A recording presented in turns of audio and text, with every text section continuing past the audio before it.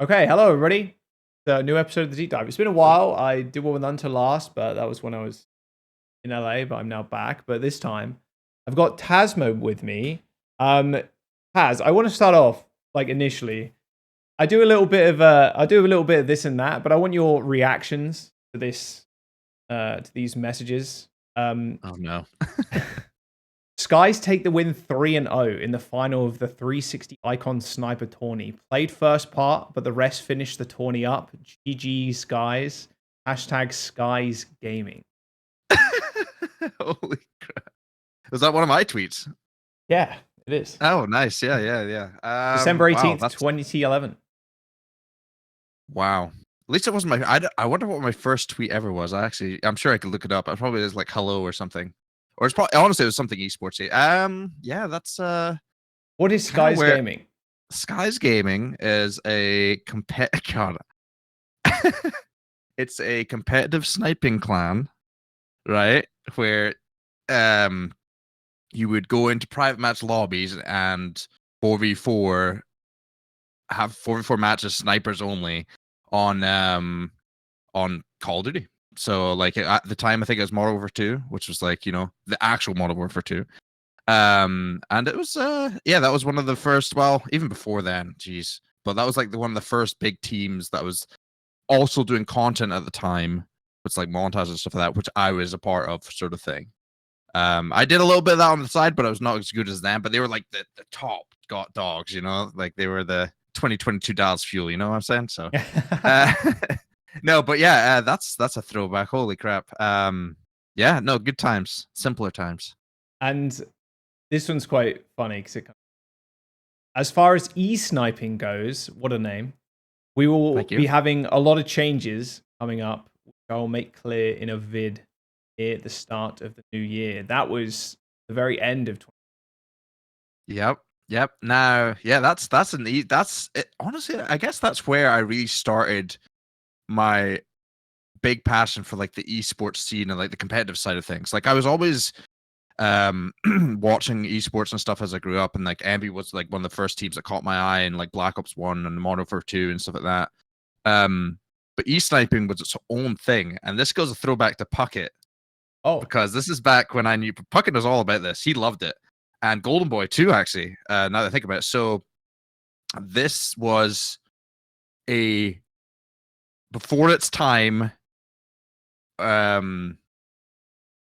competitive environment of the same thing of like competitive sniping, right? But it was way more organized, because before it was literally just kids on like these like sniper leaderboards, like this, which was owned and operated by FaZe Banks, by the way. Like it's kind of crazy how many people back then were involved in this sort of stuff, and then and now we're still around, kicking. So and then basically there wasn't like a proper hub for this competitive thing where we could get organizations involved, like bigger teams like Envy, which SOAR, FaZe, all these other teams that were already in like a sniper kind of thing, where they kind of originated, like like SOAR and Dare and all these other YouTube teams. So I worked with a guy called Wartech. I don't know if would you know Wartech? French guy, very big YouTuber, very big YouTuber, massive in France. okay. You're gonna get butchered now in the comments now. But no, he was a big YouTuber. I don't know if he's still as big anymore, but he was really big, and he was into the whole sniping thing, montages and stuff like that. And he created this eSniping thing. So it wasn't my name, but I started the NA division, and I talked to MLG and actually got them to kind of approve working out like actual game battles, tournaments for this whole snipers, like 4v4 snipers. So, because snipers were fun, it was the cool thing, and everybody enjoyed it, right? But no one had this like super organized thing. So we actually had a whole thing. There's like there's a trailer up on my channel, I think, and everything. Like it's a full thing of like showing all the teams, and it was really well done for the time. Almost as good as your RuneScape montages, to be honest. Yeah, that good. And it was great because it was crazy. I don't know how old I would have been then, but like that was so long ago that in order to get Puckett and Golden Boy involved in something like that, and I think Benson was there at the time, and some other guys, it it was unreal. Like, it was a bunch of kids, and then somehow we're getting on MLG, and it was close to actually being quite successful. Like, we had organization. The only problem was kids being kids. People didn't want to pay for a couple dollars to enter a tournament. Yes. Which is it's just crazy, because looking back at it, it's a shame, because it's actually a very fun thing. But we got as far as having like pros involved in some of these tournaments that we were hosting by like 360 Icons and stuff, because we had like Nadeshot and all the like a lot of the big pros at the time wanted to just play it as another tournament, and they played in these tournaments, so you'd have like pros playing against just random kid snipers and stuff like that. It's actually pretty competitive. So that's kind of the story of eSniping. Pretty long, drawn out, but it was a very cool part of I think that was one of my starts of really kind of organizing and planning something out in like almost like a management setting as well, and like kind of running that sort of stuff. So very fun time. Yeah, damn, that's a throwback. Yeah, is your first foray into like esports thing, because that's kind of insane that especially back then MLG was like the biggest tournament organizer, and like game battles and MLG were a thing. Obviously game battles is not a thing anymore. That's recent. That's quite recent too, which is kind of crazy. It has actually been around for that long. But that was like your first foray into it. And like I'm assuming it was like, obviously you were saying like Modern Warfare 2 4v4, I assume, and then just like interventions only kind of thing. Yeah, so back in Modern Warfare 2, I think eSniping came in. I don't think so. It's funny because players were stubborn, and like snipers change every year. So the best sniper COD, and no one can take us away, is MW2. Intervention, is by far the best sniper.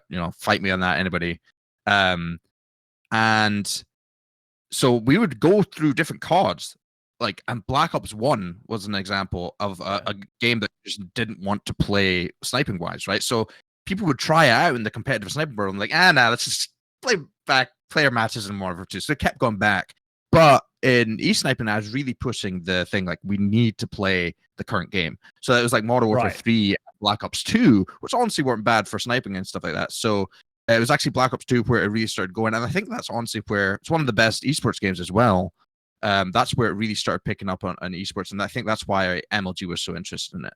So, yeah, I mean, that was definitely one of my first jumps into esports. But aside from that, I think, it would be going to like the events around that time too. I was just trying to think, what was the sniper in Black Ops 2? It was there's the DSR 50, but that one got nerfed and wasn't as good. But like, it was the ballista was the one, which was good. So also another thing, the way the sniping thing works is no one likes hit markers as a sniper, so you'd actually lessen the health. So the health was basically nothing. So the rules were, for the most part, some things were different on PlayStation versus Xbox, and Xbox was the bigger thing back then. So the game mode, literally the two game modes there would be is headquarters and capture the flag. So, and I got eSniping to add in search and destroy because it's cool and people like watching that sort of stuff. But the main thing was headquarters, and the HP would be 0, basically, like 1 HP. So any shot, it'd be a leg shot, whatever. And the rule was you could only quick scope. There's no like, all these other things. So this, stuff, yeah, you couldn't hard scope, all that stuff. And like, you'd have people like recording the gameplays and stuff to make sure people weren't cheating. And there's no knifing, there's no pistols, there's no nades, there's no throwing knives, there's nothing. It's just straight up sniper and sniper. It was fun. It was enjoyable. Very elitist looking back at it, and it sucks because it's like one of those things where, I mean, you even see in COD now where it's like the GAs, that exist in Call of Duty, unfortunately, kind of hurt the game. And that was something I was really trying to push in the eSniping thing. Was like, I was like, guys, we cannot be so one-dimensional. Like, I get it, it's a sniper only thing, but like, it's okay to hard scope at times. It's fine. Just let people, because there's going to be so many other things. Like, and also, how do you monitor that, really? Right. Like, you can't moderate that. Like, exactly. And it was just a kid's thing. So it was very different. So, but it had a run. It had a run. I mean, we literally were able to host like prize money tournaments that were hosted on like MLG's main channel. Like, and I still can't, like, I will never forget that part. And I guarantee Puckett remembers it. I know Golden Boy remembers it. So for sure, yeah, it's cool times. That is crazy. And especially the funny comment you made as well, like a little bit earlier on, was kids not wanting to pay like a few dollars just to enter a tournament. which is so funny because nowadays it's like even with the Overwatch stuff now, because Faceit are doing the money tournaments and stuff, and there has been a bit. I think this is more from the casual side of things, but it's like why are all these things locked behind paywalls? And it's like, well, that's just well, yeah, exactly. Why aren't things free? That's just kind of how you make prize pools bigger and stuff like that. And it's kind of a throwback to then. It's kind of cool. Yeah, and it's a shame because like obviously before tournaments were completely free, and it's funny we'd even like do like free tournaments to a degree with like very small prize pools and stuff, and it just kids were just lazy and wouldn't enter and didn't know how to sign up properly, and just so many little like barriers of entry, and that's why I wanted to get the pros involved because they were like back then the big tournament organizers were Game Battles, 360 Icons, which I think was what my tweet was about. Yeah, and I think that's me saying that because Skies back then were like one of the best like competitive sniping groups, right? And I did content and stuff, and I'm pretty sure I was basically saying that like we won that tournament, and I'm pretty sure we probably beat a bunch of pros throughout that tournament. Like probably if it was 360 seconds, I know that for a fact that a lot of pro gamers came in there. Like so you're seeing like probably like Nade Shot and stuff and a bunch of these guys. So we probably were wanting to prove all the pros wrong that we could snipe better than the pros at the time. So. But I mean, that's all we did, so I guess it kind of made sense. But they obviously had a lot more strategy in like the capture the flags and stuff of like knowing like the spawns and a lot more cool things. But it's fun, and like it's a shame because I think there's always been man, the sniping days were fun. I do miss that stuff, and then that's kind of where I got passion for like the gaming side as well because I was my own sniper. I wasn't as good as the pro guys basically, but I was solid. I could handle myself. I wouldn't lose the 1v1 on Rust or Scrapyard or whatever. It's just some random guys like challenging the lobbies. How did you make your way from there then? Because obviously you hosted tournaments and shit like that, and like did it kind of like lead into more like admin work, or like how did you get your first like foothold? Yeah, I mean that was I think so. My very first like kind of how it worked is I was in college. I was playing soccer or football. And I wasn't bad, but I got injured to the point where I was basically I would have to get some sort of surgery or something to like really keep my knees going, basically. And I was like at the time it was very risky. It wasn't bad. It was okay. So it's bad that it wasn't like it's basically I had like a lot of growth spurts and a lot of like I had like Oscar slaughters and all that stuff and shin splints and all the casual stuff, but also my like knees were just like bad. Near like the college days. So I kind of just stopped playing as hardcore and decided not to do the whole surgery thing because there's so many people at that time because surgery is like the field is way more advanced now, but back then it was risky. I knew people that got surgeries and their legs were just they were just done.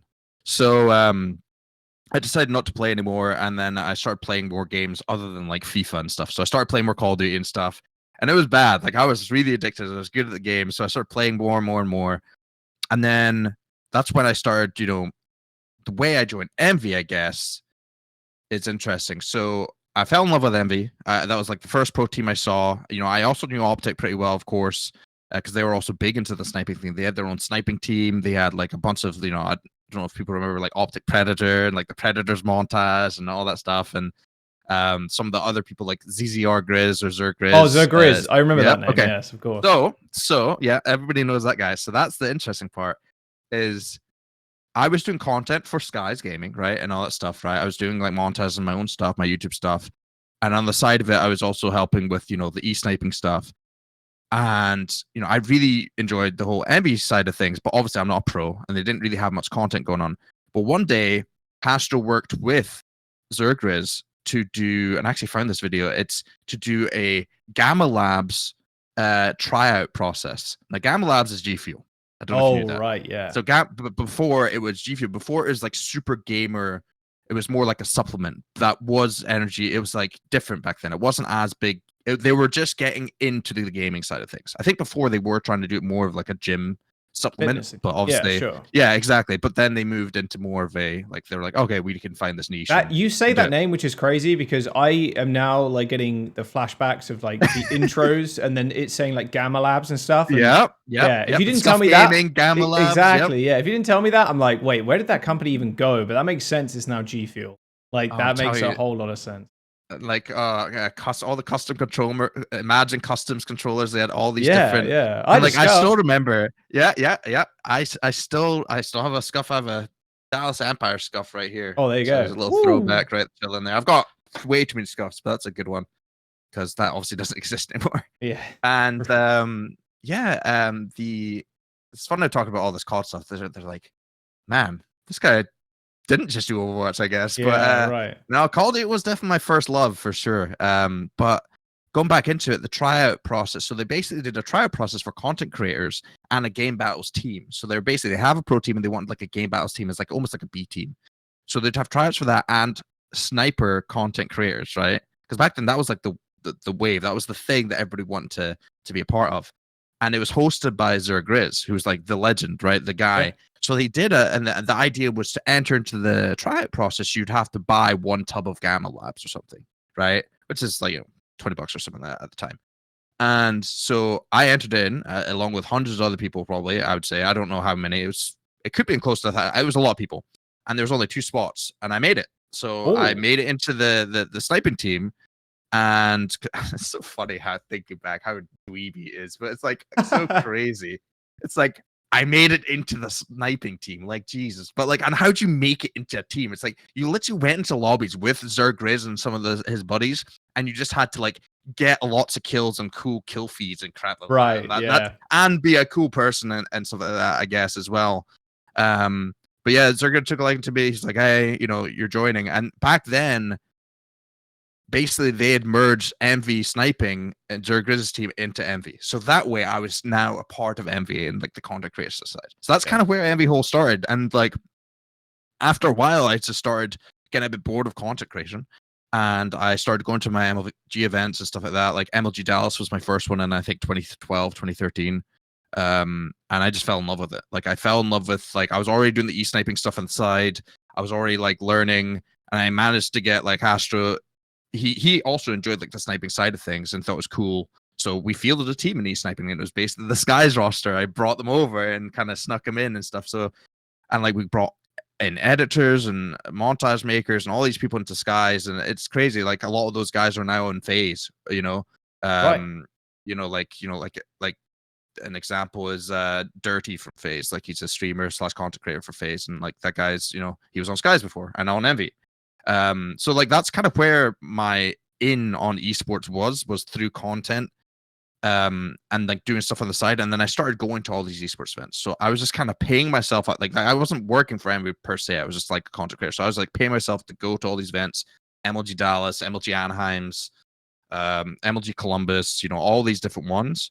And basically that led to me kind of being like a glorified water boy for the team. No, I Sure. generally was just like, screw it. Like, I'm just gonna like. I was talking to Stro. I was like, hey, is there anything I can help out with? I'll get them waters, get them snacks. I'll be around the team and help them out wherever I can. And like, he was totally fine with me helping. And that's kind of where it led. And then one thing led to another. And then Stro was like, hey, do you want to come work with us like in a full-time manner in North Carolina? Because that's where we were based at the time. And I was midway through college, didn't know what I was doing in college. I was like I was about to transfer to UT in Austin, and it was just like I still didn't know what I wanted to do. I was doing meteorology, I was doing biology, I was doing marketing, I was doing so many different things. I had no idea what I wanted to do. Yeah. And then I just like took the plunge and just said fuck it, right? And I just ran off to North Carolina, grabbed my car, drove all the way out there, and just lived at the team house in at Envy's house. And it was I got paid like nothing like at the time, which is understandable because back then there was nothing to give. Like Envy was very small. I only had a Call of Duty team and like its YouTube team and whatnot. And I was basically getting room and board, like food paid for and stuff, and a little bit of money per month. And I was able to get traveled around to all these different events with the COD team, and that's kind of where it really started. So there's no like major like it doesn't sound like very technical or advanced. It was just like a passion thing. It was a very big passion project for me. I loved showing up to these events. I just fell in love with the whole esports scene, and thankfully Hastro was like, "Hey, come do this." So yeah, that sounds very early esports, like extremely early esports. God damn, again, very much grassroots in teams. Because now, if it was like if you're gonna set out to be an org, you either need like large capital investment or you're just kind of a team that is like, it reminds me of a lot of European teams where they're a team, they have the Twitter and stuff, and it's just kind of them cycling out different players, and they're going to, okay, Yeah. the player found a different opportunity, they're actually gonna get paid on this team and stuff. So yeah, it's Yeah, a lot more player ran and stuff like that as well. exactly, Like, yeah. and it's honestly giving me huge OWCS vibes right now.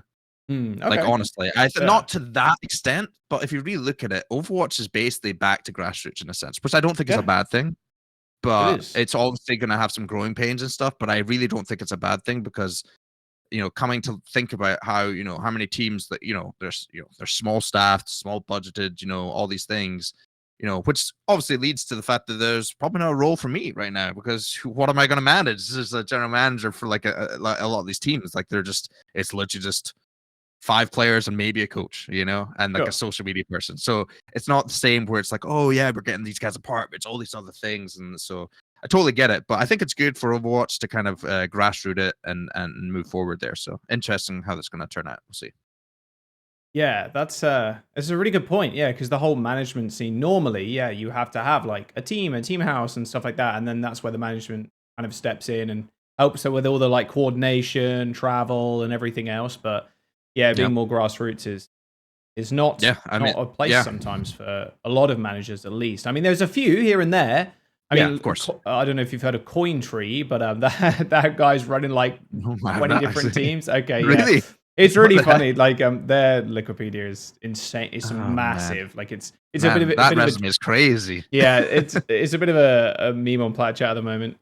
Like how they're like the Interesting. puppet master, yeah, in NA But and yeah, EU. like, It's hey, I mean, there ridiculous, might be a but little collusion there, it like may, how I don't how's know that gonna about work? Yeah, like collusion you stuff. go there now. I know exactly. It feels like it is sometimes. It's like, okay, are you booking scrims with yourself because you're managing all these teams? It's kind of funny, but man, respect the guy's hustling. Like he's No, obviously it's good. managing It's like a lot of different yeah, teams, and that kind of very like cool. that's you don't need to be a dedicated manager for one team when you can just kind of do it for everybody and get experience. Why there. not So all it's of them? a, exactly, It's a yeah. big experience. It's I couldn't imagine. it's grassroots, like you were saying, and then Yeah. obviously you went to Apex, of course, with MV. hmm Did you initially like go for the Overwatch team? Like, how did you initially like get onto Overwatch as Yeah. manager?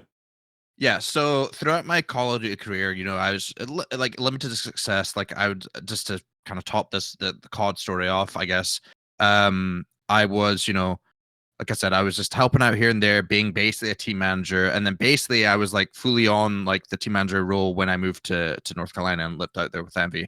And it was only Yeah, COD back then. There was a couple of COD players that would come in and out at the house. It wouldn't be all of them. Players like Nameless, who's now a commentator on CDL. He's on the desk all the time. A bunch of other players. Octane is another one. But like I managed and worked with a lot of these guys, and we went to events, and it was pretty chill, nothing crazy. Like UMGs and MLGs and stuff like that. And we also had the Call of Duty Championships. We won in 2016, which is a massive win for us because Envy was notoriously known for finishing second at COD Champs. Which Philadelphia we had Fusion done. moment. Yeah, we were very Philadelphia Fusion actually. I come to think of it, we'd always, I think it was like 3 COD champs we were second. Damn. Okay. So Consistency yeah, though. honestly, and that's something Mike always said, and I know what deep down obviously wanted to win, of course, but like we were by far the highest placing team at COD champs. I think we always are. If you Right. don't count the CDL, like before that era, we were by far the best placing champs team for sure. And then obviously won in 2016, came second to Optic in 2017. Very honestly, a pretty damn good career in COD for me. Winning world championships still very difficult to do no matter what. So I felt in a good spot. But during that same time, around like the 2016, 2017 era, was when like I think that's when Overwatch kind of started, if I remember right. Or Yeah. when was Overwatch? Was it? It's 2015, 2016. Yeah. 2015, 2016 was when it started, right? But I'm trying to think when But like Envy came compared around. to? Oh, right. Yeah. No, I'm trying to think when Envy came around. I want to say it was like I'm thinking like COD years, something like Black Ops 3 maybe. Right. Because I'm trying to remember when all this stuff. It's all blur at this point. But basically, obviously the Envy Overwatch stuff came in basically near the start, right? Stroh was very much gung ho. He loved Overwatch, so he still does. He still plays it to this day. I see him on there gaming. And Hastro's like, I want to in on Overwatch. We were in the first organization to get a team, I feel like. And obviously it was an NA based team to start with. And then we went with the IDDQD route, which everybody knows, with adding Tailspin to that roster. And basically, before then, I wasn't necessarily involved in the Overwatch scene. Like, I was obviously paying attention to it, but there wasn't really anything crazy to manage at the time because they were NA based. They were just kind of doing the thing. It was just online tournaments, whatever. And then once Internet Hawk and the squad came over, they actually moved into the team house. They moved into team house with me. So I just got invaded by a bunch of Europeans. Like, it was, I still will always remember that day. It was just funny. I still have a picture on my Twitter somewhere of like TazMo just laying with an Envy shirt on like the table, like doing a pose. Like it's just those guys were hilarious, and it was nice because like CoD, like we'd have people come in and out. There'd be boot camps, but these guys were like always here. Like they were just moved over, got their visas, they were living here. Still remember like Harry couldn't, like, he would do the whole put his milk in before his cereal. Kind of weirded me out. Unless some people do that, but it was very weird when I saw that. And these guys were kids. This was like my first iteration of like, these guys are just babies. Like, I have to actually spoon feed these guys and stuff like that. It's funny. But yeah, that's kind of where it started. So I was helping out at the time, but I wasn't necessarily the manager. I was just helping out, making sure they're good to go. And then they had Gamescom. Obviously, they lost to Rogue in the semis there. And then when they came back, Dennis, we were at dinner after like an Alienware monthly melee or something where we had just won or whatever, doing really well. And Dennis came out of nowhere, Internet Hawk, and he was basically saying like, "Hey, Hastro, can TazMo be our manager?" It was just out of nowhere, and I was like, and he's like, "Well, he's managing Call of Duty right now," and it's like, "Well, can you do both?" So basically, I said, "Sure, I'll do both. No worries." And I was basically juggling the two. Right. Overwatch took a lot of my Call of Duty was still kind of doing its thing. It had a couple events here and there that I could attend. It wasn't as hard as intense, but then Overwatch, it was the full team, 6 players, a big roster, and then obviously Apex came. So that's kind of where we kind of got to where I was like the full blown manager, just running around, and then got to go to Korea a bunch of times, and it was a lot of fun. Oh yeah, Apex. Yeah, you sent me the photo of you in the Apex trophy. Oh man, yeah, I have a similar beard right now. It's gone right now. It's weird. It's kind of insane. It has been a long time, like since Apex, and like a lot of people I think joined the Overwatch space either for Overwatch League or like now because we're having like you could say like a renaissance or whatever, but like a remaking of Overwatch Esports as a whole, it being a little bit more grassroots.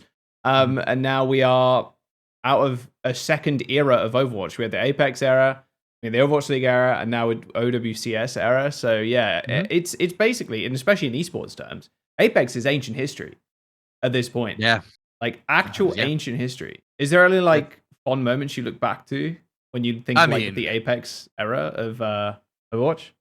I mean, obviously we had some great fuel seasons of pretty dominant seasons, but even before Apex, well, no, during Apex, it's just how good Envy was. It was just, I was sitting up with my feet up. It was that crazy. Like, there's no stress in the world with that team for the longest time. They were just winning everything. Like, I still remember they flew in, jet lagged, and then they had, I'm pretty sure, maybe a day or two after, it was like an Alienware monthly melee, and we played Cloud9. And back then, Cloud9 was like the big team. They were like the other, like the NAT super team with like, it's like Sure4 and like Reaver. I'm trying to remember Kai back then. Jeez. And they beat them, like jet lag just coming into this brand new thing, and they just beat him like instantly. It was just crazy. Just seeing how dominant they were, and they're just constantly winning. And then going to Apex as well, it was such an interesting change because that was my first time really properly. I mean, I've been to abroad, but working abroad like that, and especially in a country that I really didn't know that much about at the time. And we weren't there just like people forget. We were there for like 3 months.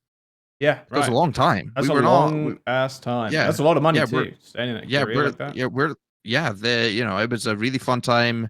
Living in the hotel, and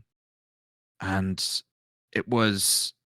I mean, I love Korea because like the hotels have fiber internet, like everything's like set up. And the way, honestly, back then, the way Apex handled it and stuff, they would have like, we had our big hotel room that was stocked up with all the PCs and stuff set up. And then everybody had their own rooms and beds and stuff like that as well. So, but I guess my fond memories of that, of just Apex in general. I mean, I don't know if it was a fond memory, but it was probably the most stressful was the whole Mickey acquisition. Was crazy. You know, looking at like, you know, Tailspin just basically deciding like he's not coming. And it was such a weird situation that. And like I like Tail, I love Tail, and we look back and then laugh at it at the end of the day. You know, at the end of the day he just wasn't feeling it and like didn't want to come back and come through and play. And Mickey came out of nowhere from Dennis and just kind of shot in the dark basically. And I just remember being in Korea, me and Dennis on the call to stroll back home, and we're like, we're just gonna pick up this random guy from Thailand. Like, oh, I saw him in the World Cup. He seemed pretty good. And it's like, Mickey's not a DPS player as well. Yeah, So right. he's just like gonna pick up Mickey, and like somehow we got lucky. We did get lucky with the whole the meta changing to the triple tank. You know, well, you know, we had, what was it, Diva Hog. I want to say it was Diva Hog Ryan, and then Soldier. Might have been Ana, right? Yeah. Ana Lucio, maybe it was Ana Lucio. I can't remember who the other sport was. Again, ancient history. But yeah, and then that was just like the time era of just like the best Roadhog in the world, sort of thing. Harry was really sick on Soldier. And then Mickey on the Diva, him and Coco like making like these combos that were really cool. So yeah, that was a massive fond memory of just honestly beating Rogue there in the semis was a massive one for us. I still remember, I have videos of it, of like the hype moment of just finally beating those guys, because we were always struggling with them. Like in the lands, like at Gamescom was a really rough one for us, losing to them, and they were definitely our biggest rivals at the time. Also, just some of the other games, man, were crazy that year. Seeing Birdring, meeting that guy, you know, sweet kid. I got to meet Birdring the first time. Legend, yeah. Guys, I got to go visit the Kongdu Panthera Oncia HQ, and I got to see like the Korean esports like HQ and how they did it and everything else. They had like their own apartments and training rooms and stuff. I mean, compared to now, like, oh yeah, it's still night and day great. difference. It was still great. Yeah, even then, that facility would still be good. The infrastructure back then was insane, and like I think that's what a lot of people attribute Korea's success, especially in like, well, they still dominate in League. Like, they're still the best in the world at League, or like China's obviously there as well. It's like China and Korea always fighting for number one spot. I mean, you could argue Valorant, they're catching up. I mean, they didn't win it, but you know, Genji obviously coming. Well, it was second, right? They lost to Sentinels in the final. Yeah, and like it was a close one as well. It's like they're coming, and the Koreans are coming, sort of thing. It's definitely a thing. I mean, it's just after working with all of them and being around them so much, like the dedication and the sheer like just focus and will. If they like the esport and they want to compete in it, they're going to be one of the best. But I mean, like I said, I think Valorant have a good shot at keeping up there. Yeah, just like how, you know, but yeah, like if we've seen Overwatch, like it's been pretty Korean dominated for the most part. Ever since kind of Apex was like the stepping stone of where they start to level up, and we were even struggling to keep up with them, you know. Like, you know, come the next Apex season we finished top 8, and then the next Apex season we finished top 4.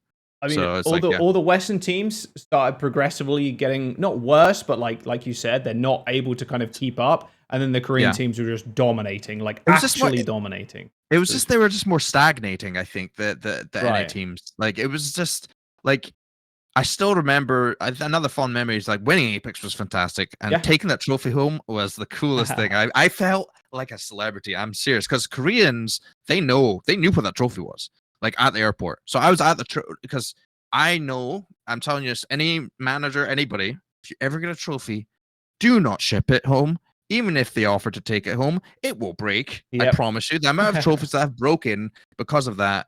Don't trust shipping to get it there. Unless the only time I trusted it was Jimmy from Overwatch League. He was like the guy that had all these things, and he shipped us the Overwatch League trophy in this like massive Pelican case, and it was. Oh, if it's in a Pelican case, it's probably pretty safe. That thing also ain't breaking.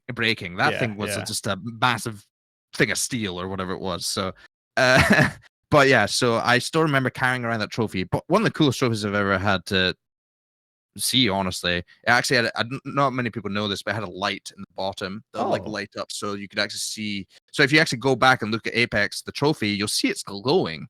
It's got like a glow to it, but it's because they have like a little internal light that like shines up into the middle of the trophy. But it's a really cool trophy, very heavy. But I got to bring it through security and stuff.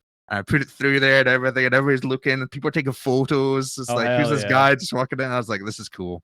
And then even in like the flight back, I talked to the first class cabin, and they were thankfully happy enough to put it in like the captain's. They put it in like the captain's like I don't know, suitcase area. I don't know what it was, but storage area.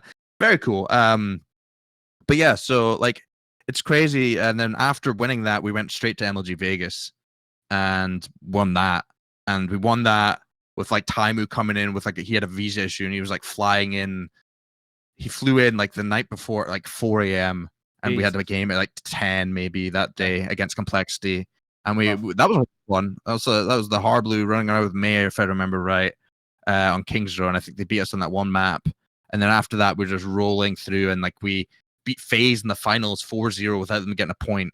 Like any mode, and it was just pure dominance. And it's like that was like a crazy time for us. That's like from basically the start of my career with MV Overwatch to then was just winning, and it was pretty damn cool. And then after that, got a little more, like I said, the Korean teams were catching up, man. Like Lunatikai was really running, the Kongdu Panthers, it was difficult. It was very, very difficult, and that's what made us grab effect, because we really needed a tracer player, and like kind of because dive was really coming more into the meta. It wasn't like Roadhog and like triple tank and like big beefy comps that we were really good at. It changed a lot more into like your normal like tracer Genji, sort of dive sort of style, which was something we and I think a lot of NA teams struggled at, and I think that's where a lot of the Korean teams were just so good at for so many years. Very classic. Yep. Korean's very good at the dive, and then NA is like, EU's very good at rush, and NA is just kind of a mixed bag of everything. They're good at these comps, good in these comps, like rush, ball, pretty decent, like dive, pretty decent as well. But yeah, and then Korea's obviously the king of dive, which is it's kind of insane, like looking back and how obviously the transition period as well between like Apex, because they're apparently, from what I've been told, there was supposed to be another Apex season as well, where it was just like, okay, we're planning this new season, we're about to run it, like we're gonna do the the qualifiers, etc. And then it's like, oh, actually Overwatch League. It's like boom. I do remember that. Yeah, I do remember that. I didn't remember the exact details, but I do remember they were pushing that. There was a lot of other tournaments. I know MLG were still interested in doing some stuff as well. And then then it made all changed into like the Overwatch contenders season 0 seasons and stuff like that, and season 0. And that's where we made the clout team. Basically, we started adding the Seagulls and people into that squadron. And it's still crazy to think that that's contenders season 0 that was in the Burbank studio. And but you think about it, like it didn't feel like it was the same thing as the Overwatch League studio. Like how different it was, you know? I mean, they've changed a lot of it like around. And the stage and everything, and that just how different it was. Like I still was like, damn, we were actually in this area. And now, because I was looking back at videos we did with Corey, who did all our videos at that time, and it was like really cool that seeing like how changed. And also, I got to see. I completely forgot Bren was there. Were you there? I arrived in 2020. Bren, Josh, they did season 0. I did contenders. My first Overwatch, like official Overwatch gig, I suppose, through Blizzard was season 1. That was EU. Okay. That's what I thought. I knew you were just a contenders grinder for the longest time as well. And props to you on that, man. I'll tell you that right now. It's not difficult. It's not difficult, not hard. It's not difficult. It was tough. It was a little bit tough. Not easy. It's not easy, but it's tough. But I still remember seeing, like, there's a video of it, like, lets you seeing Bren, like, baby faced as hell at Contender 0. Yeah, like, he looks so young, man. He looks so weird. It's so odd. And now he's got this crazy mustache. Don't worry, the bald is coming. We were playing yesterday, actually. We were playing some Halo yesterday. And he was like, he's like, you're getting the hairline soon, brother. And I was like, no, bro. He's like, the bald is coming. The English bald old man is coming. And I'm like, man. You just wait. Somehow I've kept my hair decent right now. I think it's still going okay, but I don't know. With all the stress, I've definitely got a ton of gray hairs now. Which, 100%. I'm okay with that. Gray hairs are cool.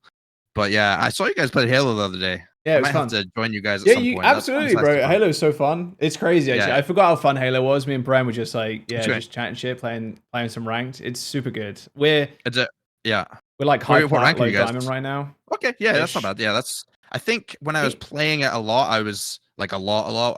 I got to Onyx, but that was I think I we don't know how four the ranking stacked is to now. Onyx. Like I got to Onyx when the game first came out, and I think Bren did Yep. as well. And I don't know if Matt did. I think Custer did too, because we were four stack, and then we played Face It, which was quite fun. We sucked. We're destroying the like noob teams, but like as soon as we go against up against like the console warriors, like with aim assist, it's especially back then. impossible It's different now though, right? Yes. I think the mouse and key is a lot There's nicer. aim assist on mouse and keyboard. It's ridiculous. Like it sometimes feels like you have aimbot on PC. Like it That's feels interesting weird. because I'm I am coming from the controller side of things. Like my only mouse and keyboard game was RuneScape really back in the day. Right. Like I really that and Command and Conquer like back then. Like I really didn't have that many. I mean, my PC was never good enough to run like even like anything really good back then. So I was a console kid. So when I played Halo, I said screw it. I'm not gonna go back to mouse and key for that. I'm gonna use I tried controller,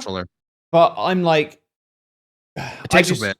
It does take a bit to get back into it, yeah. Because so am I. Like I'm original Xbox 360. Like that's what all I used to play was just Halo and then COD and stuff. And I'm very much like back then at least like controller Andy. But now playing on mouse and keyboard, like I'm way more comfortable on mouse and keyboard just in FPS in general. And then being able to 180-degree turn instantly without it being like the slowest, because you can tell when a lot of the players we played with and against are controller players, and you can instantly tell because their movement and the way they look around is so slow.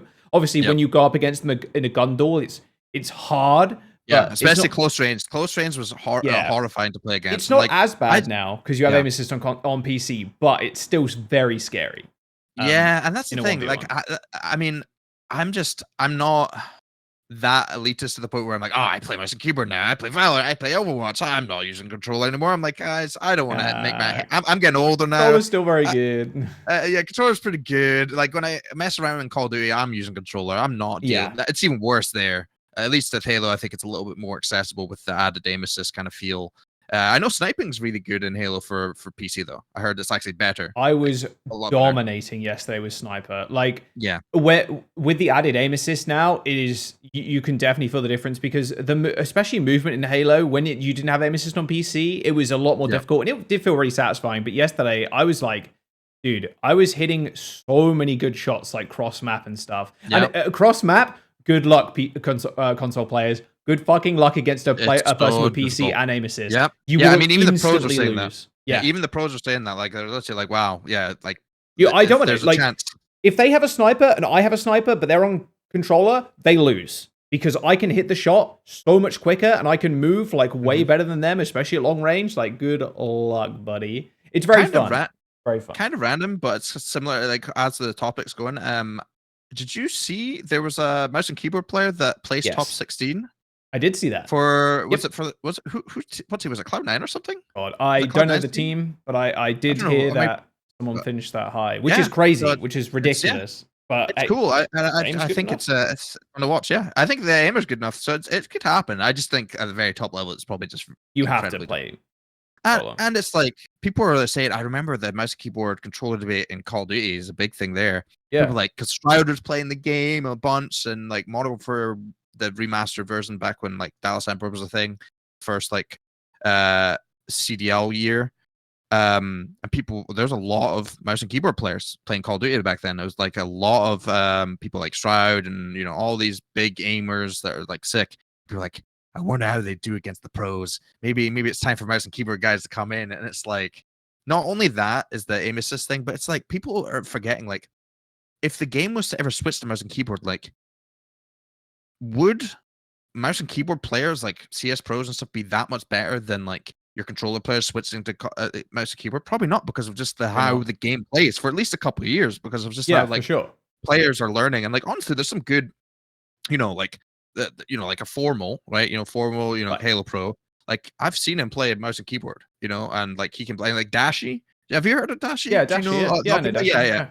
Yeah. He's like incredibly good at Valorant. Yeah, like he hit rating. He's playing against the pros and stuff. A lot of them just have that sense. They just have like FPS you're a pro brain, and you're just FPS brain and just pure talent. And it's just crazy to think like it's just nuts. Like how many? I mean, obviously Formal double world champion in both Halo and COD.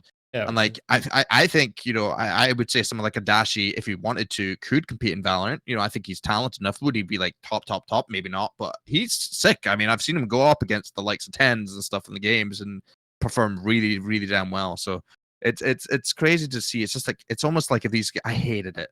I hate being a manager, seeing all these good ass gamers at just everything they touch.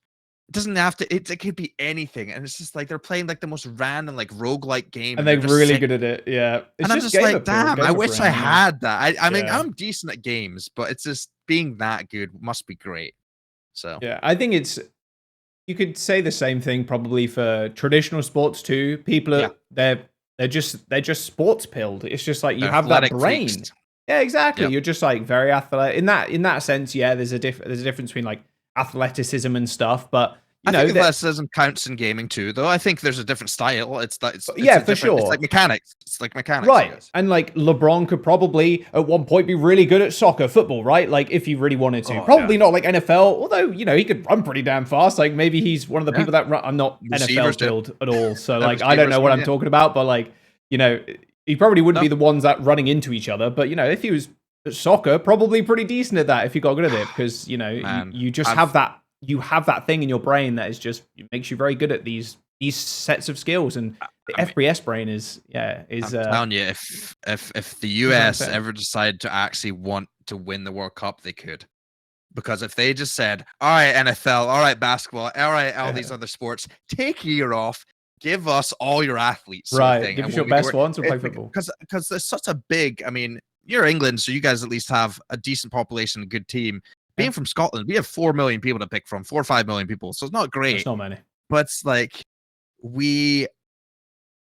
it's like thinking about it, it's like America is like what, I don't know, 400 million plus now or something like that. Like imagine that population that could just like funnel into something like that. So it really is what you put your mind to, and that kind of goes back to how Korea is. Like they really Sure. put their mind to like the gaming side of things. Like it is a really big respectable thing to do out there, and that's why they're so good. And Yeah. same with China. I mean, there's just a lot of people in China too, so Yeah, makes exactly. it There's quite going to good for be that too. some like you know the sports like genetic freak, like they're just crazy at like and yeah, just like they have the mind to play whatever. Like it's the same with China and Korea and stuff. Like they're going to produce anomalies. Faker, for example, is a very good one. Like Uzi, you know, like Yep.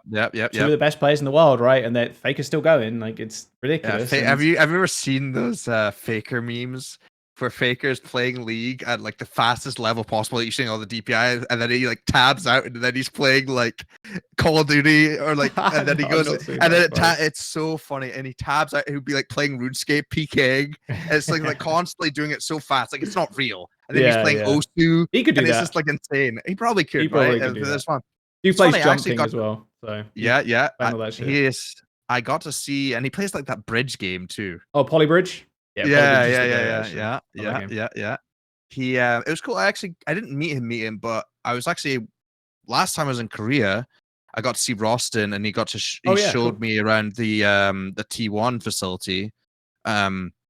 So I got to see their Overwatch team and meet up with them, and so they have like an Overwatch spot, and it's a very tall building. It's interesting because like our offices in Dallas are very wide. You went to our offices, right? At some point, did you come visit? A ton of castles. You didn't go? No, that was probably early Overwatch League. Because when I joined, COVID happened. That was season 2. Yeah, that was season 2. Yeah, not my year.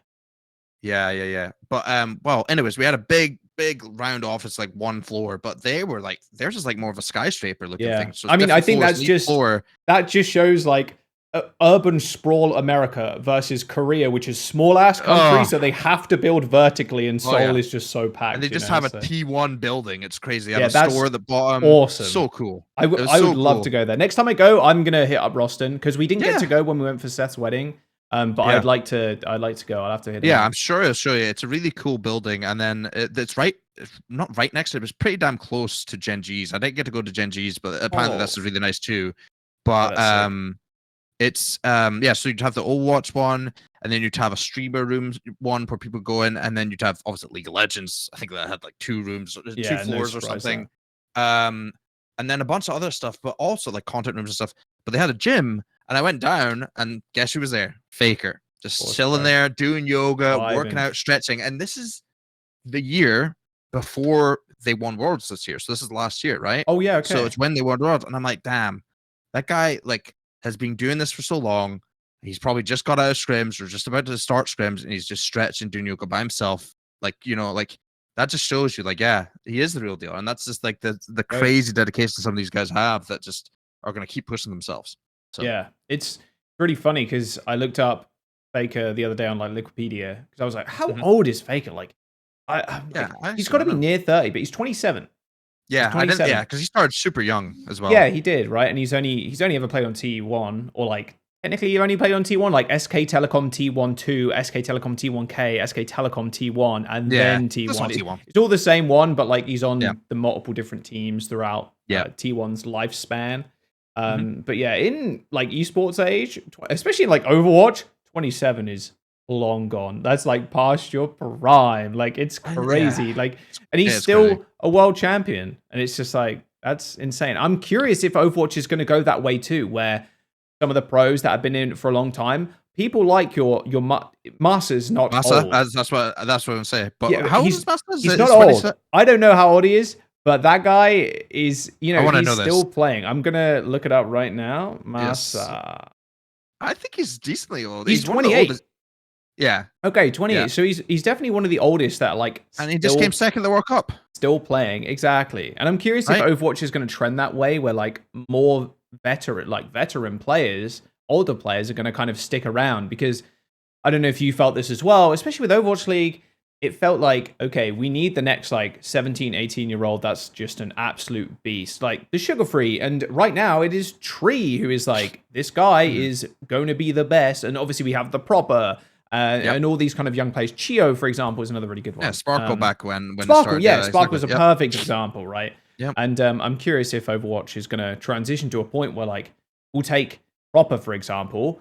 I wonder if he, over the next, say, Overwatch lasts for another 20 years. Yeah. Over the next 10 years, Proper is just going to continue to be that good and continue to be at the top of his game, regardless of his age. Age is Yeah. always a funny thing in esports. I'm trying to think. I don't know how it works exactly for Faker and military service. I think he get a pass. That's what I'm saying. I'm pretty He sure he got a gets. pass. I think he's straight up exempt, right? I think he just said, I'm not "Yeah, 100% you're good." sure, but Yeah, I'm like I'm curious pretty because I sure at mean, League some of Legends point. is huge in esports terms Exactly. and in Korea, right? So I think there's a little bit more justification than Overwatch would be. But I know in Overwatch you could definitely like push it. Like you could push it for Yeah, years. if Like you're you out of the could. country and Yeah, you're competing for yeah, for Korea, yeah, which you yeah. kind of are, like you're a Korean player playing in a different like league or whatever, you can push it. Yes. But then at some point it does catch up and it's like, okay, now I have to go. I have Yeah. to go and do So military service. Like a lot of people have done. A lot of the Korean players that have either retired or like even done military, then come back and been like, hey, I'm not military service anymore. Like I'm free, kind of thing. yeah. Um, Poor OG.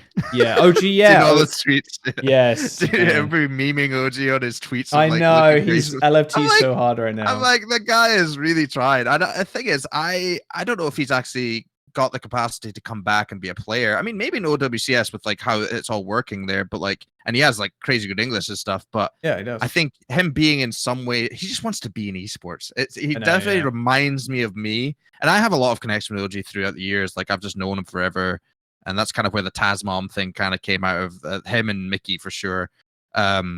But bless his heart, man. He's a good kid, and he always has been. Like he works hard, and he's he knows like when he was younger as a player, he wasn't the best teammate and didn't do everything great. But I think he's learned so much to where now he could be a valuable asset. I think he'd be great. I don't necessarily know if this would be correct, but I think he'd be great under like a tutelage of like someone like Rush as a Okay. coach. Like I think it'd be cool and interesting to see. Like I don't think it would happen, like because Russ already has his people. Like he knows his guys he'd want to work with, like Aid and probably Young and stuff like that. But like someone like that would also. I mean, he's worked with Krusty before. Like OG, people forget that OG and Krusty worked together. Like back in Boston. Right. Oh, okay. I Like always forget he's Krusty known. was on Boston. Like Yeah. always forget that. I think a lot of people do. Yeah. It's so Yeah. crazy. So he's known him for a while as well. So it's like I just think OG, I don't know. I wish the best for him, and I know he means well. And I think, Yeah. as silly as it sounds, passion really does sometimes outweigh qualification. Yeah. to a degree. Feels like that in Because esports a lot of the time. yeah, and it is very passion based and stuff like that. And that's when people always ask me like, how do I get into esports? I'm like, go to events, go to as many events as you can, and just be there and just talk to people and just be yourself. Don't be some weirdo who's like, sending out business cards and like overdoing it. Just be a person, because we're a bunch of nerds anyways, man. Like, just if you can just be a normal person and just talk to one another, and Yeah, you for you sure. can get there, and just like show you're passionate and be willing to do stuff. And it might not come right away, but that's like the biggest tip I give people. It sounds silly, but I'm like, just show up to events, be involved in the community. And I know it's not easy to just fly to an event. That's shit's expensive, but it's kind of the thing. Like, do what you can. Be active in like Twitch chats, as dumb as that sounds. Like, like honestly, like if you're trying to learn how to be a caster, like be in Jaws' chat. That's funny because that actually does work. Like straight up. There's a guy that's like in my community and has been for a long time actually, called Twin Salty, and they ask me for reviews a lot of the time. I'm like, okay, this guy's pretty good, like a good color caster, Like they're obviously doing school and stuff, which is 100% what you should also do, is be doing university. Staying Dear cool. God, do not do what some people have done. Like, historically, like some people have just not finished their degrees. I have a degree, like Mitch has a degree. Yeah, like a lot of people have degrees. Okay, Taz doesn't, but like make sure you have a degree and have another life path before you try and or like opening somewhere else before you try this stuff. But yeah, it does help, like seriously. And yeah, that just come across genuine, I think, is another thing too. Like, you're in esports for the money. There ain't any money, motherfucker. There ain't none. Really the thing. There's I mean, none. and I honestly, I can say this. I was probably making, like, when I was working with Envy, and people are gonna maybe take this the wrong way, like, oh, how could they? It's like, I think I was literally making like $250 a month from Envy at the start working, right? But it was also free food, free room and board, and free events. At that age and at that time in esports, at that age and time, it was actually crazy. And then it was a quick upgrade. Then it went to 500. Then it went to 1,000. Then it started going up and up and up. But that's all they could offer. But at the time, like, I was getting free food and I was able to chill and game out.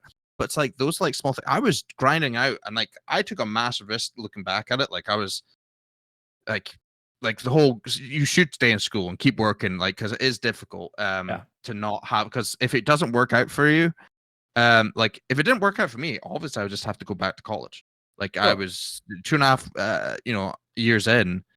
But it's tough because, I was leaving a lot of my life behind, moving forward, completely, is a massive risk back then. But even now, like, it's so, the thing is, the difference between now and then is it was a slow growth, and then it went crazy.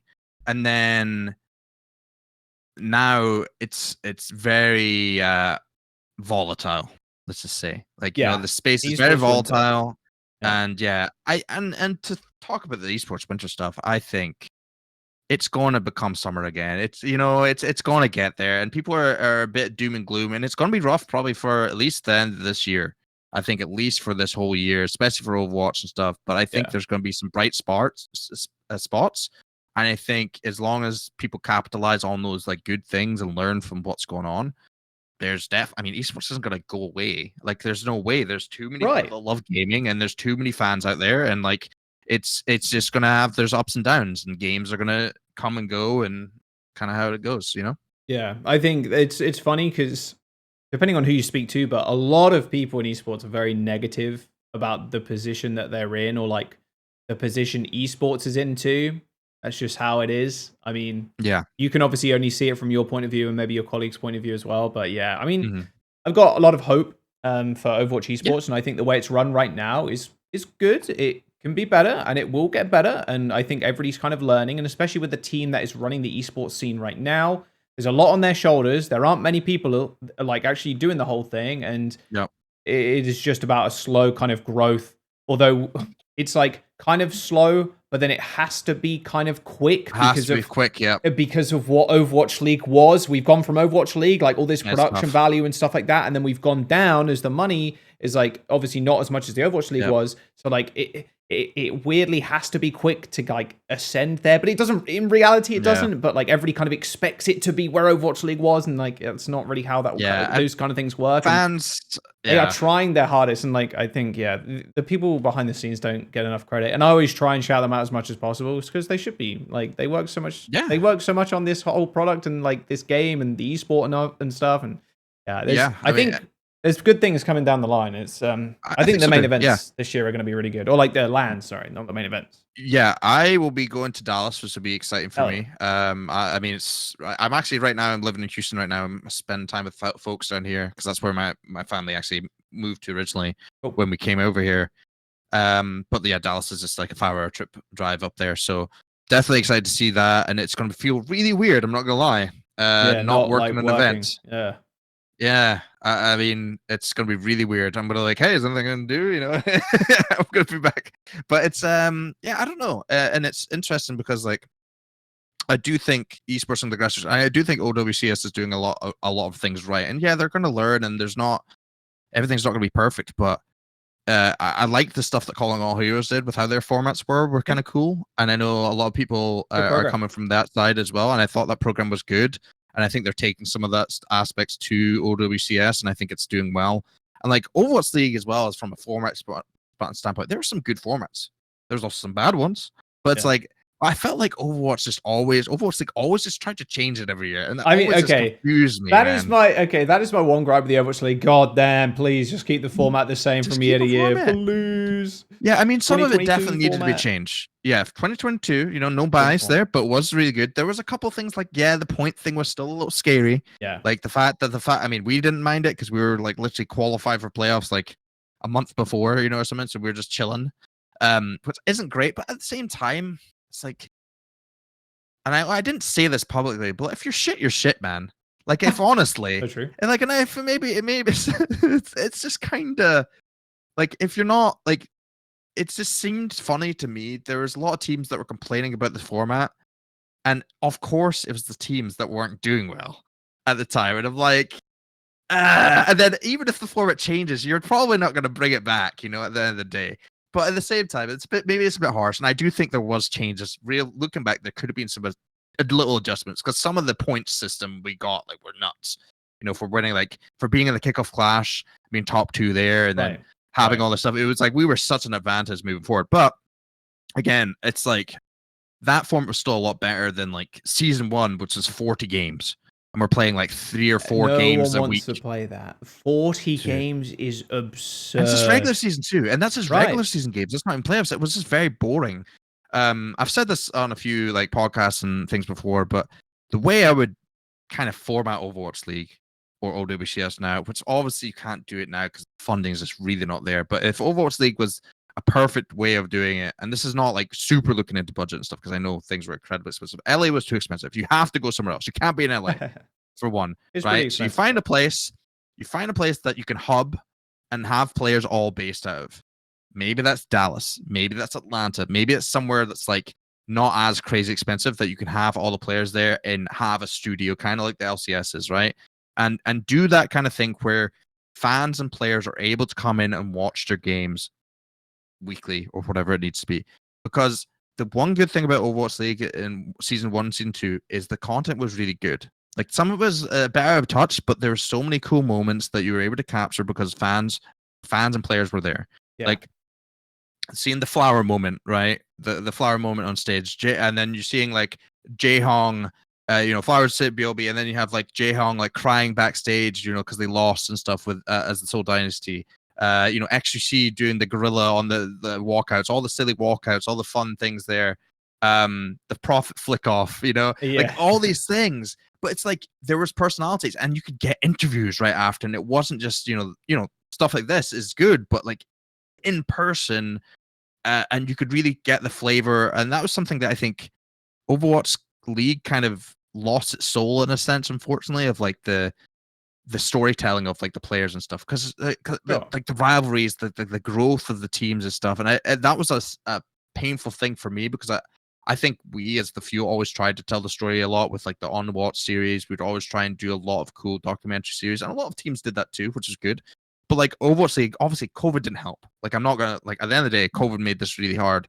But literally impossible. things like that, yeah, things like that, and like they did their best they could. But it's like I do miss the fact of like having all these like in-person events like that, and then how you'd format it is obviously not as many games, and then maybe you still do like 4 or 5 homestands for like kickoff class, May Melee, June Joust, Summer Showdown kind of thing, and you then still have those at global events, or maybe you have one in Korea, maybe you have one in China, maybe you have one in Dallas and LA or whatnot, and that allows for those bigger homestand cool fields that are honestly epic. So I think that would be a cool mix, and obviously that would cost money, but it's like it's just that's what that's kind of how LCS does it. I know LCS isn't the best example nowadays because I think the studio and stuff isn't as big and as hype as it used to be.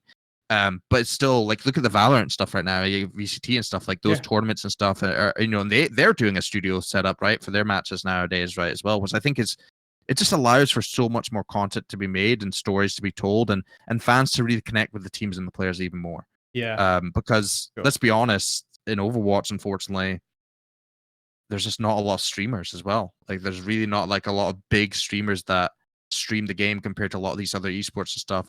And like if you don't have that backbone of the other content, then how are you going to get to know these players? Yeah, like a lot of them the last big, aren't pros. Like the pros aren't the top streamers. Like in Valorant, there's the biggest one's like Space. Sure, yeah, Space, or like technically he's super. He's not pay. Yeah, exactly. Like I was saying this I was talking to Avro actually about this, and I was like, name me the biggest current pro streamer. Astro gets like 400 views. I watch Astro. Cloudy on a good day, Cloudy, Cloudy, and then maybe Dante at times when he's streaming Dante again. Gets like 1K, I think.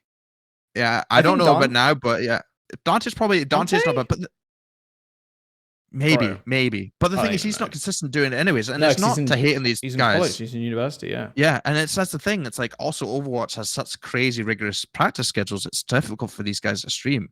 And then I've also mentioned about this whole streaming thing. It definitely feels that's a big thing that hurts Overwatch, because like maybe Valorant doesn't have necessarily the biggest pro players. I mean, obviously Tens is still active and he's like one of the top dogs out there for streaming, and I know like some of the Brazilian players and stuff like that. But it's like it sucks because I've always pushed my players to to stream and stuff because I want people to know who they are, and I know how difficult it is, and it's also difficult for, I guess, players to justify it if they don't have a massive fan base and they're not able to rake in the dough in a sense for streaming too. It's difficult. Like, why would a player stream for 3 or 4 hours when they could be doing other stuff, if they're not making that? Because like obviously people are like, well, Super did it. Like, yeah, well, Super had 5,000 viewers. Yeah, like he's making good money. It's great. I'm a Super sub. Yeah, I'm subbed to Superman. He's like, not many people I'm subbed to now because I'm unemployed now, so I can't be subbed to too many people on Twitch now. Like, I'm just hoping people give me a sub when I'm in there for no ads. But Super's a very entertaining streamer, but it's like, and not everybody's fit for that. But it's just something I know there's a lot of personality in the watch, seeing it day to day. It's just not really shown. I will say that's the big thing with OWCS is that a lot of people are streaming their scrims now as well, which is cool. Yes, yeah, that is a huge thing. Streaming their POVs and stuff too, even though there's a lot of morons out there. It's like, why is the streamer muted? Why is the streamer not talking to us? Why is that's just so funny. It makes me laugh actually. Like I'm in Astro stream when he streams scrims and stuff, and it's just like first time chatter, like, oh, why is the streamer muted or whatever, and it says on the top like muted because of scrims or whatever the hell. But overall, it is a good thing that a lot of players are taking advantage of the fact that they can stream their scrims and stuff. And I think the more you do it, the bigger you will grow as a player and stuff too. And I think Overwatch League, a lot of players did miss that kind of opportunity and miss that boat. But then there are also a ton of Overwatch players, and you can't all be the biggest kind of thing. So there are always people that will rise to the top, and I think people didn't take full advantage of that. But hey, if that's also not really what you want to do, and you're not kind of cut out for that kind of like streaming, then that's fine as well. But that's where the content side of things, like, hey, if you're not really a big streamer, all right, well, at least Overwatch League or WCS can interview you and get some content from you on the stage and showing you as you are, because that's the other thing. But yeah, again, like I know it's not. These are all like ideal worlds and ideal scenarios, but it's just things that like even like Call of Duty, they stream they don't do it as much anymore, but they were always streaming their scrims back in the day, Right. and they were getting like you're talking like Nade Shot and Scump and all these guys getting thousands and thousands of viewers on their streams and stuff. And then at least I'm glad that there's a lot more co-streams happening. I still think there's a niche there for co-streaming that could be better in Overwatch, the CS, like for just it doesn't help that Connor has a full-time job, so yeah. Hey, someone could take that over. Maybe maybe we gotta think of something. But I had some ideas that were whirling on my head that some like the flank from Call of Duty. Have you ever watched that with like I've Zuma not watched those guys? it, but I know what it is. You've heard of it? Yeah. They do a great job. Like honestly, credit to Zuma and those guys. They do a great job on how they do it. And obviously, Scump has his own watch party as well. Right. But just the way they analyze the game after as well, I think it would be a cool thing for Overwatch. There's not really someone that does that right now. Like there's a lot of like during the game, but like after the game, there's not like a recap per se. I mean, there is some stuff in OWCS. Like you guys like after broadcast for a little bit of time. Yeah. That's not bad. But I think, but it's not like additional content around like when the broadcast isn't on. Yeah, no, I totally agree with that. Which I think we're missing that like part where people do want to talk about the game and really like get into it. I think Johnny's kind of trying to do that more than like he's done in the past. Obviously, and John's good at that stuff too. Yeah, he's good at that stuff as well. And Avril as well, obviously, Grind Lord. Dude, full-time streamer. I've been in some of the dude. I've been in the streams like hit or miss like way too. Now that guy for is me, ridiculous, but insane. Sleeping on stream, that was my favorite stream. My favorite stream. He's done that. Sleeps on stream, puts an alien documentary on. I'm in that. I did want to quickly circle back. Actually, is there any like anything you regret from your like early days, or anything you regret from like the Overwatch League as well? Ooh, regret. A lot of people would probably say, "Do you regret picking up XGC?" Okay, I've gotten that question a lot, and I'll tell you, no, like absolutely not. I think I'm sad that he couldn't have been more of a player, but he was a streamer through and through. Like his blood was streamer, right? Because that guy was pretty talented. Like at least on Winston, like and even on Ryan and stuff. Like I still remember when he went toe to toe with Fisher, who was one of the best tanks at the time. Like he had mechanics, and like we weren't a good team. Gladiators were by far a better team that time. I still remember when XGC like just took it to Fisher and like really did really well. So, I always wish he was more like he would like really push, because that was a piece that was a gamble. But no, XGC was honestly a cool dude. Like he was actually very kind and funny, and I was the one having to like look after his streaming setup where he had a Coke can and an open PC and a Christmas tree, and it was mad. But look what he is now. So credit to him. But no, so yeah, I don't regret that, because also it did help the fuel. There's some controversies and some stuff that definitely wasn't fun for me to talk to Nate and Anzer about. Can't deny that. But from an overall standpoint, it definitely grew the fuel fan base, and stuff, and I think it's a cool piece of history now for us to have. But regrets, I mean, I don't know. I don't think there's like any major. I've never had like a major regret, because I don't really look back at things and like super regret anything, because at the end of the day, like the hindsight 2020 thing is like kind of like, well, there's things that like like a roster, like lots of roster systems people think look back, it's like why did you keep like AKM and Trill and some of these other players, like they were playing Valorant more than Overwatch and stuff, like on the roster, why were the contracts so long early on and stuff like that? It's like, well, I think a lot of the things were with Mike and Astro, and me and him both agreed we're very loyal to our players, especially Envy. And like people are like, why didn't you guys like pack a punch your roster more, come into season 1, or why didn't you make like massive changes? It's like, well, kind of, especially with the ending of season 1 for us, with Arrow bringing it in and really like changing it around, and we honestly could have won that stage title at the end of that season. Right. The last stage when we lost to I think we beat Philly. That was the Brig meta, which we abused, but we beat Valiant that stage to stop them getting like the perfect stage. And then in the playoffs, we lost to Pine and Jonak on Dorado last fight. Yep. And it's just like such a crazy, like if we'd beaten them, we would then have played Valiant again. and we'd already beaten them, and they were really good. Don't get me wrong. And Custer's probably like, yeah, no, we would beat you this time. But I'm just still saying, like, it sucks. Like, but like looking back at all these like things, like I saw how hard these guys are working, and like especially like the tenure of some of these players, like especially the old Envy guys, you got to give them some sort of respect and give them chances to like kind of grow. And maybe we gave them a bit too much leeway looking back at it, but at the same time I don't regret it. Like at the end of the day, like they worked hard, you know, and like even in season 2 we were trying to make things better. So it's difficult. I mean, you can't always get things right. I mean, it's crazy looking back at it that I was the only current GM that's survived the whole Overwatch League. There's no one else that was season 1 start. Jeez. I've talked with Albert. I've talked with a bunch of people. Try and think of someone that's still a GM. What was a GM from season 1 to now? Yeah, I think or to the end of Overwatch League. You're probably right. I'd have to look it up, but yeah, I really don't think there was anyone, because people were saying like Chris Chung from Energy and stuff, but Chris came in later. Chris was later. He came in, I think, season 2 or something. He was still doing some stuff. Albert wasn't. He wasn't a GM until I think season 3, maybe, or he was in management in season 2. Yeah, he was. Yeah.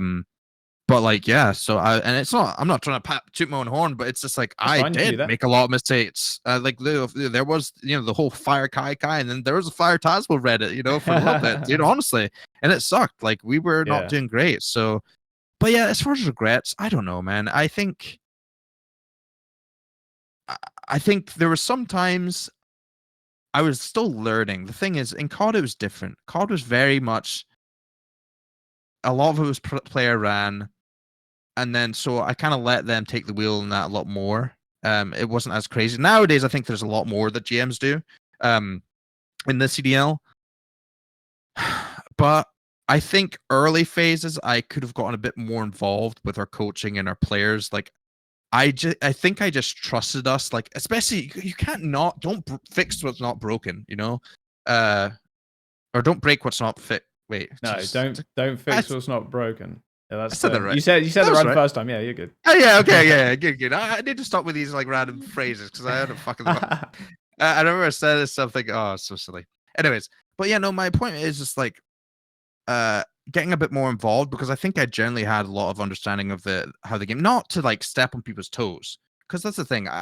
My managerial side of things, I've always been one to try and just understand our team and our players and our coaches. So I'm always sitting on scrims. Like I watched pretty much all the scrims, even to the last season when we were in Korea. I was up until like 4 a.m. every night watching scrims, like trying to like, you know, figure it out. And I'd message Rush, and I'd message, you know, Aid, and obviously Aero at the time, and Kai, and I would stand with them learning about it.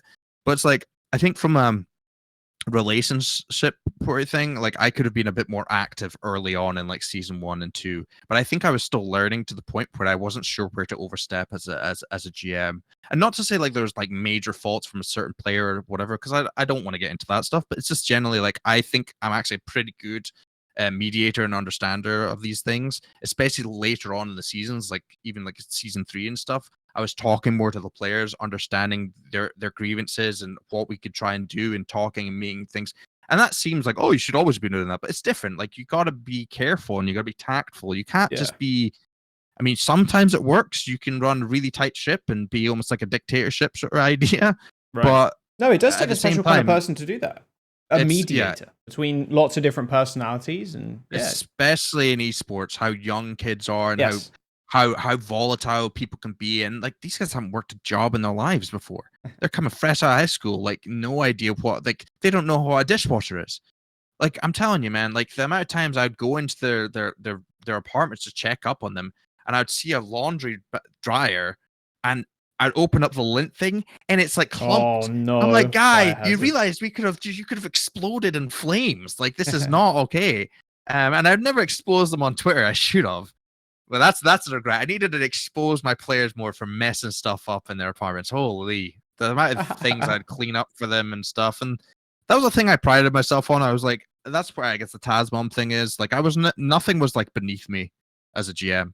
Like, I would still, like, even like once we had Helen and Clint, our team manager and assistant GM, I was still more than that. And they'll know this. Like, I was still like, make the efforts to, you know, still pick up the food, go help out with these things. I'm not just some guy in a suit, you know? So I was always like, I just always had that thing that I think you kind of lead from the front in the fact like, you need to do these things to make people understand that you're there to help them, and that was my main goal always, and that was what Stroll was trying to tell me. Was like, yeah, your biggest thing as a GM is to make them not have to focus about anything but the game.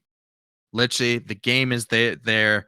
You make them as as competent as possible, because at the same time you don't want to spoon feed them too much. That's another regret. I spoon fed my players way too much early, and then they got too reliable, and then it was hell. It was really difficult because I was like, there's certain people that would like need me to hold their hand through way too much stuff, and later on I was like, this is how you do it. If you don't do it, I'm not helping you afterwards.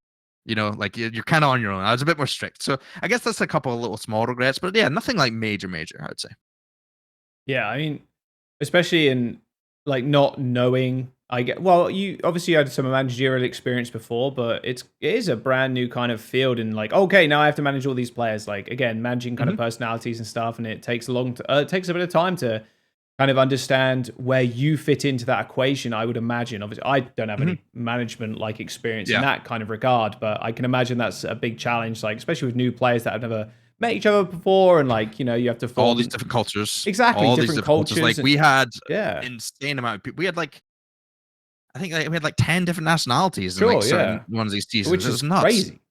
Yeah, and trying to manage all that, different ages, different experiences. Some people come in have barely, and then language barriers and all these other things. It's difficult, for sure.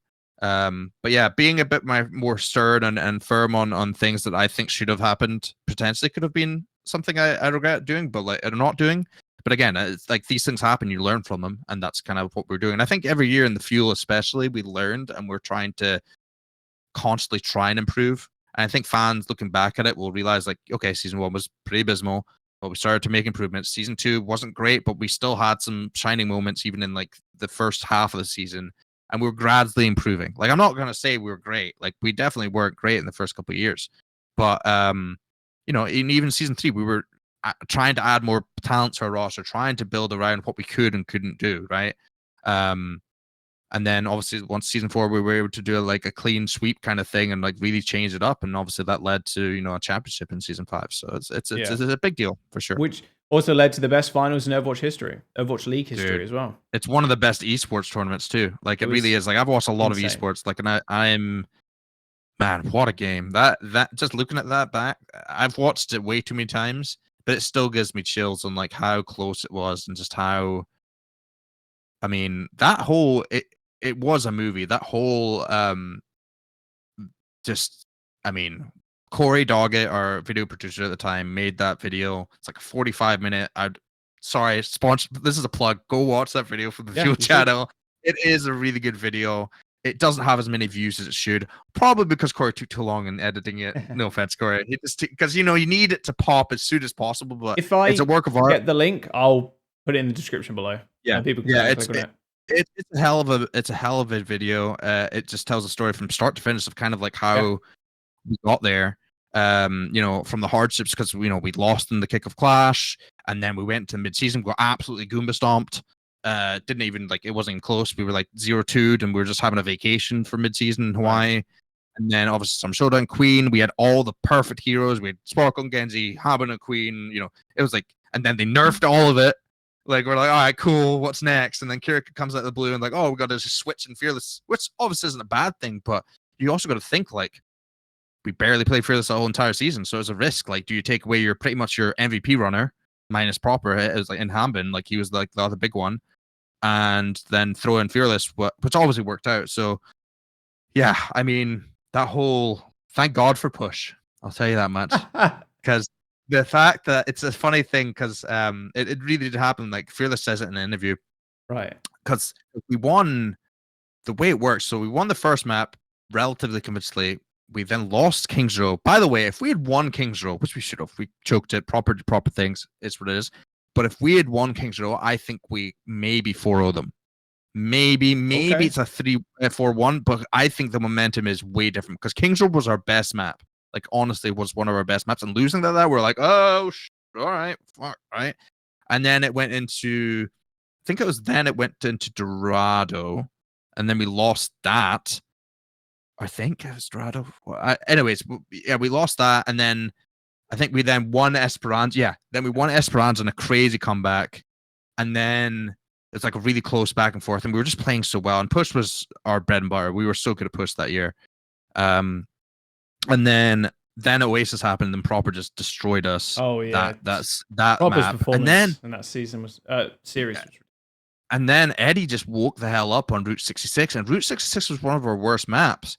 Honestly, for payload, not a great one. And then Eddie just became like Proper's dad and just actually put him in the dirt. Like actually, it was really good performance. That specific like that, he was just always clicking.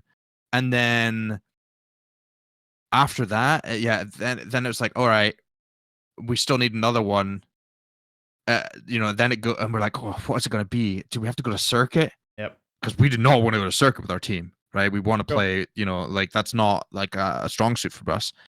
And then it's like, wait, it's a push, it's a push map, and we're like, oh, but they're not gonna pick Root Queen, so they're gonna pick Coliseum. All right, sweet, easy. Sounds good to us. So it's just that's a massive. I mean, obviously, it was still a very close Coliseum back and forth, and it's still funny me watching back how stressed we were after. So, and it goes through it all. The video goes through it all. It's really cool. But it's like we knew because after a striker got like the 4 or 5k rebrawl, I was like, holy, what's happening? But we're up like 110 to like 40 or something at this point. Like, and it's overtime. So we're like, all right, we have to fight this overtime fight in the middle, and we force out their ults, and we make Violet beat. We force them to beat, and we get enough kills where there's only a couple players left. But how stressed it was, they weren't even at the checkpoint. And I was still like shaking, and our whole team was just losing our minds, like what's going to happen. But looking back at that point, we had respawn events. We were fine. We're chilling. It's over. It was in the bag, really is over. But it's like back then, it's like you just have no idea what to expect from what was going on. But it's such a good series. The fans were great. The viewership was nuts. Yep. I still remember the YouTube. That was like 300+K on YouTube, which is unheard of. Honestly, I don't know why it was so high. Like I know there's some incentives and drops and stuff. There were drops, I think. Maybe that's one of the reasons. But I mean, Ramatra was a pretty big deal at the time. I know the Ramatra unveiling, but like that was done before the final started. That was there were drop incentives, I'm pretty sure, but also it's kind of the League of Legends thing, I think, in a lot of esports where a lot of people just tune in for the finals. So yeah, but that was also the same weekend as League of Legends. Was it? Oh, it was. Yeah. You're right. Yeah, that's so. That's what I'm saying. That's why I was so. I mean, hey. Regardless, viewership was nuts, and it was a biggest fun event too. Obviously, it being cool in Anaheim, which is really awesome. I think in general, like any kind of event in Anaheim is quite historic for like Blizzard games and Overwatch as a whole. Like so. Yeah, I'm never going to complain if I get to cast there. Is all I'm saying. No, it is a very nostalgic thing for me too, because that was my first real Overwatch event that really, because I went to see the Overwatch World Cup in BlizzCon. Oh yeah, sure. I don't even know. That was the year XQC won MVP when Korea 17. Yeah, when Korea. Like yeah. It was like when Korea won, and then XQC gets the T-Mobile MVP. I was like, dude, what's going on? The T-Mobile MVP. So I think that was 20. I think it was 2016. Yeah, it might have been. Or 2017. It was the second. Bro, it was the second one. Because I met XQC in the lift. I think it might have been 2018, actually. Yeah. No, it was because Korea won the first World Cup. No, remember. The World Cups are really hard to remember, but Korea won the first one, right? I'm just kidding. Or no, wait, who won the first World Cup? It was Korea, right? Bro, I don't know. I'm trying to look. Playoffs. Because they lost like China, right? I thought Korea beat China or something. I don't remember. Korea, then China was 2018. Yeah. So okay, yeah. So it says no, but USA. Wait, no. Wait. What? Wait, who won? Yeah. So USA lost to Korea in the final. No. This is just hosts. Never mind. Okay. So South Korea won in 2016. South Korea won again. South Korea won again. Then USA won 2019. Right. Oh yeah, they did. Yeah, 2019. And then Saudi Arabia won. Mm-hmm. That's what it says. I remember USA winning in 20. South Korea beat Russia in the runners-up in 2016. Oh, there you go. Yeah, that's back when the Europeans MVP were still kicking. in 2017 was Yeah, it was XQC. It was it was 2017. Yeah, Yeah, I because thought it the was. because the runners up were Canada, Yeah, but they got stomped. It was like a 4-1. yeah. And then Korea, 4-0, Korean. 4-1, 4-0. And then that's crazy in the World Cup finals. That's just holy crap. Yeah, because I went. Which one did I go to? I casted 2019. I was at 2018. So I remember going. Yeah, I think it was. I think actually my first ever World Cup I went to was the 2016 BlizzCon because it was my first BlizzCon as well. Mm-hmm. But I still remember like seeing that arena. I was like, damn, this is gonna be cool. And that's kind of one of my big things that I was like, I want to play. I want to be a part of Overwatch League. And that's kind of another thing where I kind of, like I said, I got kind of stopped with the Call of Duty stuff because I had to go and do my full focus in Right. Overwatch League because that was that was also just uncharted territory for me because being a general manager is a massive technically promotion in a sense. And I'm going into a multi-million-dollar franchise league with buy-ins of 25 million or whatever it was right at the time. Ridiculous. And you're working, and it was kind of I was very excited for it, but I still remember one of our investment groups is Ken Hirsch, and like the Hirsch group, and they're I don't know if they're billionaires, probably, I don't know, they're very rich, very good group, very good company to work with, or investment group to work with. And I remember maybe like it was a couple of months before the Overwatch League was meant to start. Like we go to their offices in Dallas, and it's like the most fancy top of the building, crazy. And I get to meet these guys, and I'm like, damn, I'm gonna be in charge of their team. It's crazy to think. And I'm like, damn. And then looking back at it, and like there was a lot of other like random like people like sports GMs and people involved. Yeah, right. There was a big chance where Mike Astro was like thinking he's like, do we want to give you this GM role? Not as a mean thing, but it's like, are you ready for something like this? Because this is a big step up and different. And I'm glad he did. And I think honestly, it was better for people that were esports oriented for the most part to be involved in that space, because I think it's harder 100%. for just like your traditional GM. But I think GMs traditionally can learn. And I think with the right things, like they definitely bring other things to the table that I learned through other ways and experience. But yeah, man, it's crazy. And like the press conferences back then were nuts. Dude, the opening press conference like that we had at like someplace in LA, I forget. It was like 6 a.m. We were all told to like dress up on their jerseys. I was told to wear a suit, and I was like, damn, that's the first time I'm wearing a suit and in ages. Like Stroh got me like paid for our suit, me and Kai's suit and stuff, and it was nuts, man. It's just like a full-on press conference, PR, NBA media kind of style press conference. Yeah, they were the credit to Overwatch League. It was cool, man. Like some of the stuff and like the billboards and the advertisements, like seeing like these massive Dallas Fuel billboards in Dallas, like come watch Overwatch League starting this, like with XUC and the boys right chilling out there. It's like, damn, that was a massive billboard. So yeah, I mean, looking back at it, there's some really cool moments and cool things that happened in season 1. Just looking back, there's some really cool, just nostalgic things to look back at for sure. Yeah, and I think that will be where it comes to an end. I think that was a good little wrap up there. A lot of nostalgia looking back. I mean, a lot of COD, which is really funny. A lot of COD and a lot of transitioning into Overwatch League, and good memories all around from Al. Obviously, not being around anymore. Rest in peace. But on to brighter and better things, hopefully, with a WCS. Taz, is there anything you want to kind of promote? I'll give you the floor, and just like anything you want to like shout out or whatever. I'll take it away. Yeah, I'm looking for a job. There you go, baby. He's on the market.